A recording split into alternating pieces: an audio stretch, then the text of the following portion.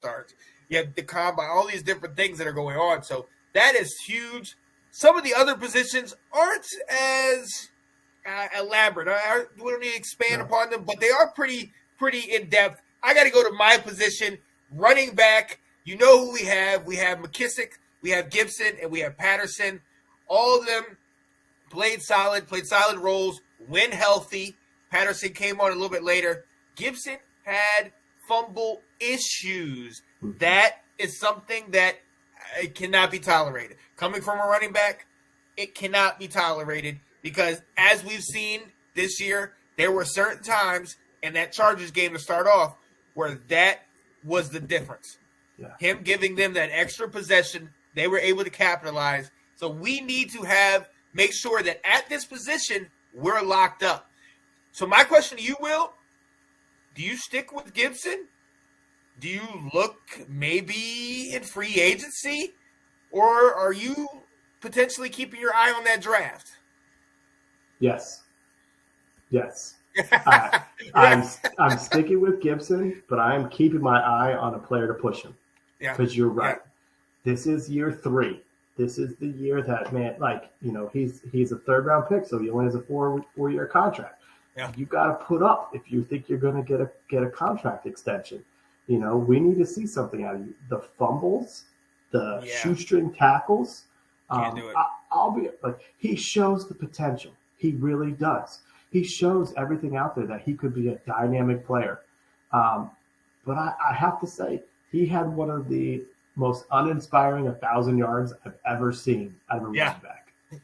I think he had 5 or 6 games where he looked good. Yeah. And then some others where he didn't, And in those 5 or 6 games, he was great. And he was our bell cow. And he showed what we can be. And so I think you need to bring someone to A, push him, but B, spell him. I think he needs some rest. I mean, I do think they want him to be a 3-down back, but he also needs to get plays off.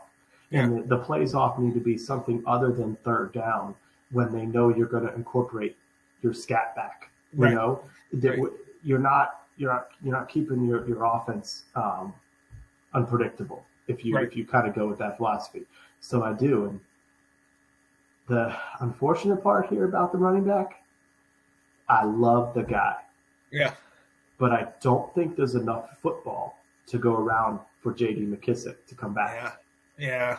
I would love to have him back. And if he wants to come back, I would say come on back. But I think we got someone like Curtis Samuel in-house who can do some of the things that McKissick can do out of the backfield that maybe you don't need to put that money into McKissick, even if it's not that much. But what if you put that money into something else, a swing tackle that might have to play, or you give that to a veteran defensive end who's there to mentor Chase Young, or play if he gets nicked, where you could use some of those dollars to reallocate. So I think we need to address running back. Yeah. No, I definitely do. I definitely think we do need to look at it. And the fact that McKissick is a free agent, and like you said, teams don't keep, 2 of the guys that's doing the same thing.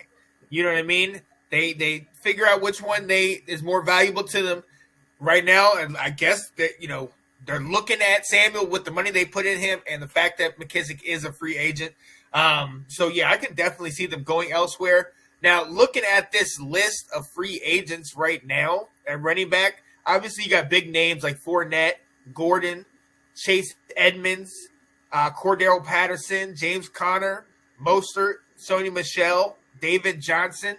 Is there any name on there that leaps out at you that you're saying, let me maybe take a crack at them. Let me see what they're bringing to the table. There's a couple, and I want them for cheap, and that's kind of what I'm looking at here. As a backup running back, I don't want to spend a lot of money here. There's some guys like Matt Breida is out there, and he's been a starter before, and he's shown for limited time he can do it. Jerick McKinnon really flashed in Kansas City. Yes. He looked pretty good. I mean, I don't think Andy Reid is going to let him go, but I could see Andy Reid going after McKissick. Like saying, you can fit in my offense really well and doing a little switcheroo right there.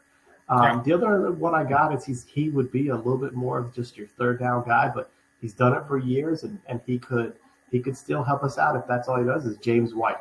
Mm-hmm. So I'm trying to go very, very inexpensive here. Oh yeah. I'm right there with you, especially on McKinnon, man. That's one of the things I definitely noticed with the Chiefs, that when he came in, he was definitely a change of pace. He definitely got them moving down the field. I think, honestly, between Dante Foreman and Ronald Jones as kind of like a big name back, both of them played solid roles when they were in there.